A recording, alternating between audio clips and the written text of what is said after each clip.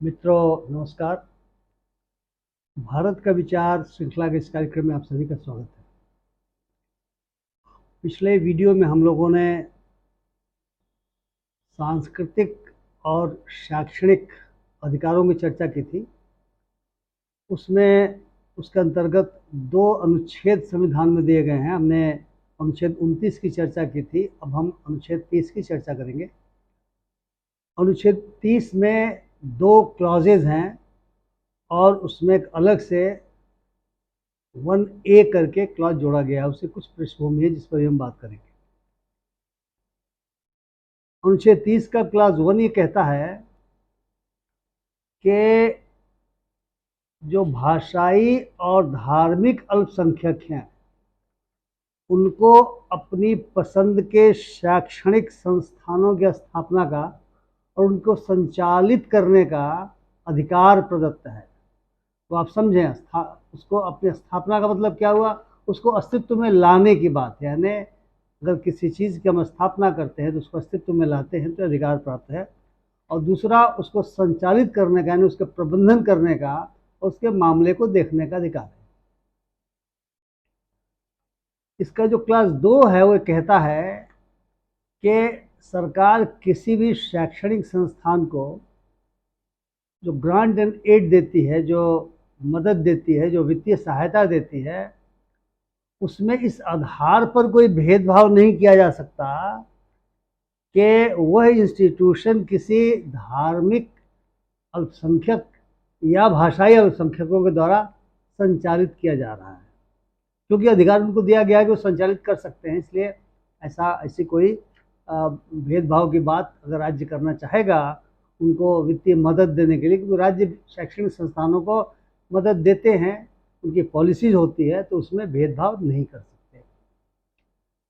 आप लोगों को शायद मालूम होगा कि 1978 में संविधान के 44वें संशोधन द्वारा जो अनुच्छेद 31 और 19(1)(f) के तहत जो संपत्ति का अधिकार हमें मिला था उसे हटा दिया गया। अब वो फंडामेंटल राइट नहीं रह गया, यानी वो मूल अधिकार नहीं रह गया। वह अधिकार केवल लीगल राइट यानी वैधिक अधिकार के रूप में रह गया। उसके लिए अलग सेक्शन की, अलग अनुच्छेद की व्यवस्था हमारे संविधान में की गई। उसके मद्देनजर यह बात महत्वपूर्ण हुई कि क्या ऐसा तो नहीं है कि अब राइट टू प्रॉपर्टी हट गया, जबकि हमने पिछले कई अनुच्छेदों में 28 में देखा है कि जो हमारे माइनॉरिटीज़ हैं उनको, या जो माइनॉरिटीज़ यानी जो मेजॉरिटी भी है, मतलब धार्मिक संस्थाओं को जो चलाने वाले लोग हैं, उनको संपत्ति रखने का अधिकार उसमें शामिल है। और अगर किसी शैक्षणिक संस्थान की स्थापना की जाएगी तो उसको चलाने के लिए भी कुछ संपत्ति रखी जा सकती है। तो 1A जोड़ा गया अनुच्छेद 30 में, और ये कहते हुए कि यदि सरकार कोई ऐसा निर्णय लेती है कि वह किसी माइनॉरिटी, किसी अल्पसंख्यक यानी भाषाई या धार्मिक अल्पसंख्यक के द्वारा संचालित किसी शैक्षणिक संस्था की प्रॉपर्टी का, संपत्ति का अगर अधिग्रहण करना चाहे, तो अधिग्रहण के बाद जो राशि दी जाती है वह राशि ऐसी नहीं हो कि अनुच्छेद 30 के क्लॉज 1 के तहत जो उनको संचालन का अधिकार दिया गया है, स्थापित उन्होंने कर लिया, कि जो संचालन का अधिकार उसमें शामिल किया गया है उसका उल्लंघन हो जाए। तो इसका क्या मतलब है, थोड़ा समझा जाए। जिस समय ये कानून बन रहा था उस समय देश में एक लैंड एक्विजिशन एक्ट चलता था जो अंग्रेजों के द्वारा बनाया गया था। उसमें प्रावधान था कि पब्लिक पर्पज़ के लिए सरकार जमीन ले सकती है, सरकार संपत्तियों का अधिग्रहण कर सकती है। दरअसल पूरी दुनिया भर में एक प्रिंसिपल है जिसको हम इमिनेंट डोमेन का प्रिंसिपल कहते हैं, यानी जो कुछ भी प्राइवेट निजी संपत्ति जिसको मानते हैं, राज्य उस संपत्ति का अधिग्रहण कर सकता है, लेकिन पब्लिक पर्पज़ यानी लोक उद्देश्य के लिए वो कर सकता है। उस अधिनियम में लोक उद्देश्य की परिभाषा दी नहीं गई थी। तो इस कारण से जो जो जो 1A जोड़ा गया क्लॉज, उसमें कहा गया कि ऐसा अमाउंट मत कर दो, यानी ऐसा कंपेंसेशन, बोलचाल की भाषा में जो कहा जाता है, मुआवजा कहा जाता है, इतना ऐसा कम ना कर दो कि उसका अधिकार का हनन हो जाए। लेकिन 2014 में एक नया कानून बना। उस नए कानून ने, अगर आप संपत्ति लेते हैं तो पब्लिक पर्पस क्या होगा, उस पब्लिक पर्पस को बाकायदा डिफाइन किया है, किन किन कारणों से आप ले सकते हैं। ये नहीं कि आप कलेक्टर तय करेंगे या सरकार तय करेगी कि पब्लिक पर्पस क्या है।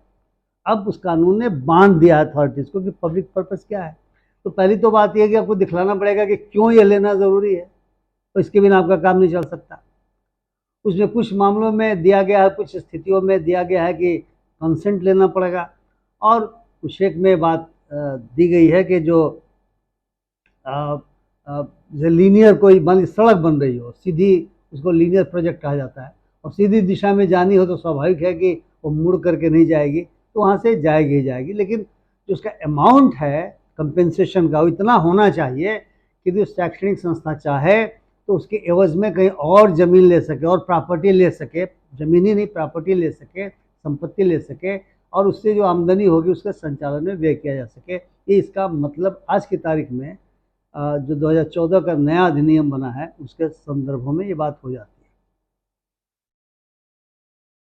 तो अब हम समझें कि इस अधिकार पे ऐसा नहीं है कि ये अधिकार राज्य सरकार को कोई और रेगुलेट करने का हक नहीं देता। जब आप शैक्षणिक संस्था खोलते हैं तो ऐसा नहीं हो सकता कि आप जो है सो शिक्षकों की जो मन में आए बिना क्वालिफिकेशन के बहाली कर लें, जिस बच्चे को उठा करके आप उसमें भर्ती कर लें। यानी एक स्टैंडर्ड तो मेंटेन करना पड़ेगा, इसलिए राज्य रेगुलेट करता है। यूनिवर्सिटीज़ अफिलिएशन भी देती हैं, अगर उस स्तर का शैक्षणिक संस्थान हो तो यूनिवर्सिटीज़ उसका अफिलिएशन भी देती हैं। इसलिए इन सब चीज़ों को लेकर के बहुत सारे केसेस हुए, और कुछ केसेस के माध्यम से हम लोग इस पूरे अधिकार को समझने की कोशिश करते हैं। एक महत्वपूर्ण केस हुआ, सेंट जेवियर कॉलेज है गुजरात में, उस कॉलेज वो कॉलेज आर्ट्स एंड कॉमर्स के लिए था। केस का नाम है Saint Xavier's college versus state of Gujarat. उसमें बात उभर करके सामने आई कि राज्य ने कहा कि आर्ट्स एंड कॉमर्स का कॉलेज है, ये न तो भाषा से संबंधित है, जो 29 के तहत जो अधिकार दिया गया है, रिलीजन उसमें नहीं है, लैंग्वेज है, स्क्रिप्ट है, कल्चर है, न संस्कृति से सब संबंध है। जेसुइट्स ने बनाया है, लेकिन इनके भाषा और इनके संस्कृति से इस कॉलेज का कोई संबंध नहीं है। कोर्ट ने कहा कि कोई ज़रूरी नहीं है, क्योंकि जो अनुच्छेद 29 है वो अलग है, और 30 जो है वो एक स्पेशल बनाया गया है माइनॉरिटीज़ के लिए। क्योंकि याद कीजिए, जब देश का बंटवारा हो रहा था उस समय ये ज़रूरी हो गया था हमारे राष्ट्रीय नेताओं को कि जो अल्पसंख्यक हैं, चाहे भाषाई अल्पसंख्यक हों चाहे धार्मिक अल्पसंख्यक हों, उनको एक तरह से कंफर्ट दिया जाए, उन्हें बताया जाए कि देश सभी का है, और आपको अपने धार्मिक कामों के लिए तो सभी को भी, और शैक्षणिक संस्थानों के लिए विशेष रूप से जो भाषाई अल्पसंख्यक हैं और जो धार्मिक अल्पसंख्यक हैं, उनको अपने शैक्षणिक संस्थानों को खोलने और संचालन करने के लिए ये विशेष अधिकार प्रदान किया जा रहा है। इसलिए सेंट जेवियर कॉलेज वाले केस में जो 1974 में फैसला हुआ, सुप्रीम कोर्ट ने साफ साफ शब्दों में कहा कि माइनॉरिटी इंस्टीट्यूशन का मतलब ये नहीं है कि वो खास तरह की शिक्षा देंगे, वो सेकुलर एजुकेशन दे सकते हैं, मॉडर्न एजुकेशन दे सकते हैं, और वो देते हैं और अच्छा करते हैं, क्योंकि जो उनके कम्युनिटी के लोग हैं या बाकी जो लोग जिनका एडमिशन उसमें होगा, उन्हें आने वाली दुनिया के लिए तैयार करना है, और आने वाली दुनिया के लिए तैयार करने के लिए मॉडर्न एजुकेशन जरूरी है। इसलिए राज्य ये कह के उनके साथ कोई भेदभाव नहीं कर सकता कि यह केवल और केवल अपने कम्युनिटी, अपने अल्पसंख्यक समाज के लिए ही शिक्षा नहीं दे करके बाकी के लिए दे रहे हैं। तो बहुत महत्वपूर्ण बिंदु हो गया कि 29 भाषा, लिपि और संस्कृति को सुरक्षित करने के लिए बनाया गया है, और 30 जो है सो वो शैक्षणिक संस्थानों के लिए बनाया गया है। हालांकि कई बार दोनों एक दूसरे से मिल सकते हैं। इसका मतलब ये हुआ कि इनमें भाषा का भी संरक्षण हो सकता है और संस्कृति के भी संरक्षण की बात हो सकती है, और धार्मिक शिक्षा भी दी जा सकती है। अगर जैसा कि हमने इसके पहले 1928 के समय चर्चा किया था कि राज्य अगर पूरी तरह से किसी शैक्षणिक संस्थान को फंडिंग देता है तो उसमें नहीं दिया जा सकता, लेकिन अगर उसकी स्थापना ही उद्देश्यों के लिए हुई हो और आप केवल एड दे रहे हो, मदद दे रहे हो, तो वहाँ पर किया जा सकता है। ये कर सकते हैं, लेकिन ज़रूरी नहीं कि उसी बात के लिए वो करें, वो सेकुलर एजुकेशन दे सकते हैं। ये बात बहुत महत्वपूर्ण रूप से उस केस में आई थी। और कई बार ये भी होता है कि राज्य जो है सो इस तरह के शैक्षणिक संस्थानों में रेगुलेशन के नाम पे कोशिश करता है उसको उसकी शक्तियों को, यानी उसके उसके संचालन की शक्तियों को बिल्कुल कब्जे में ले लेने के लिए। एक केस हुआ था जिसका संबंध अनुच्छेद 30 के क्लॉज 2 से है।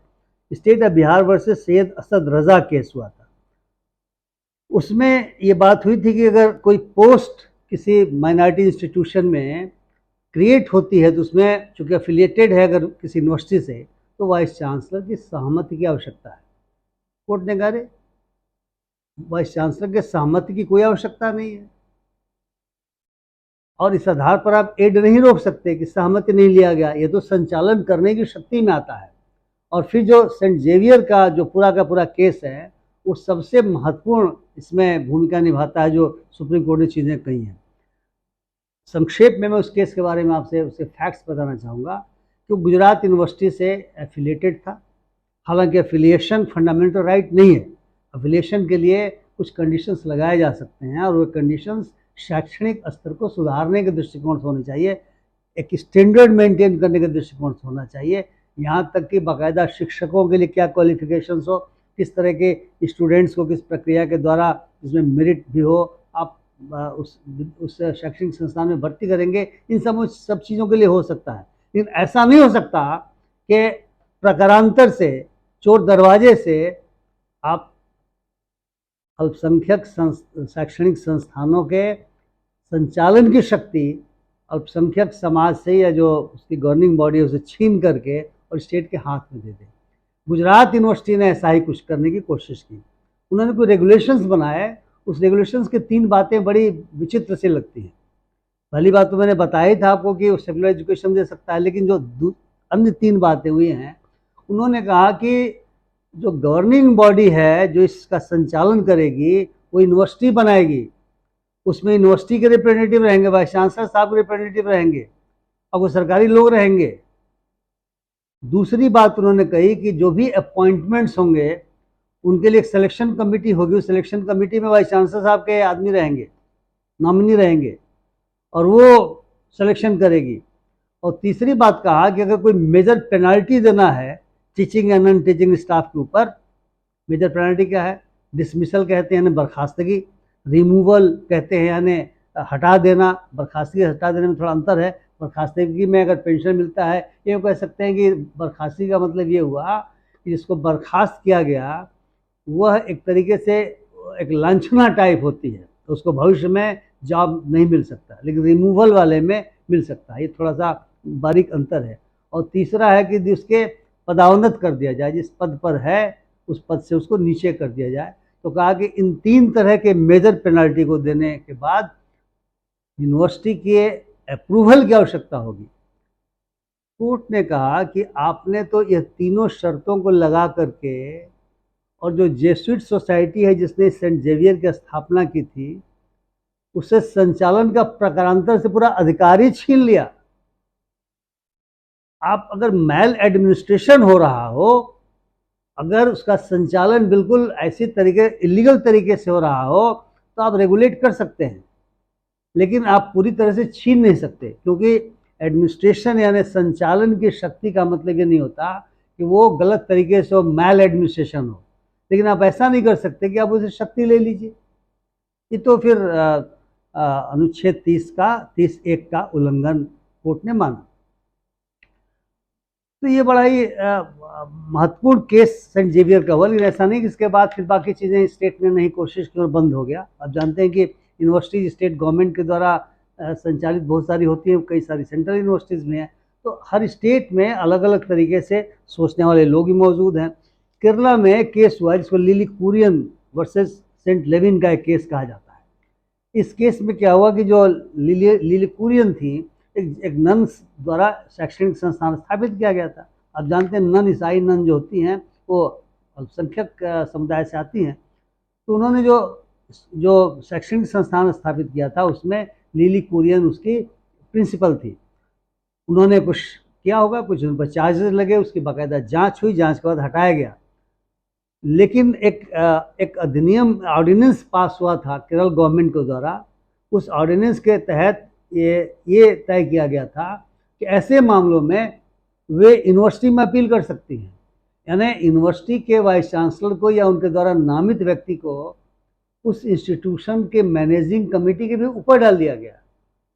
कोर्ट ने कहा कि ऐसा आप नहीं कर सकते, इस संचालन की शक्ति उनके पास है और आप किसी एक्स्ट्रा अथॉरिटी को यह शक्ति नहीं दे सकते, इसलिए उस ऑर्डिनेंस को उन्होंने क्वैश कर दिया। ये बहुत महत्वपूर्ण बिंदु है कि आप उद्देश्य आपका है कि साहब उसके स्टैंडर्ड को हम बढ़ाएं, लेकिन आप तो उसके संचालन के शक्तियों में इंटरफियर कर रहे हैं, इसलिए आप ऐसा कुछ नहीं कर सकते।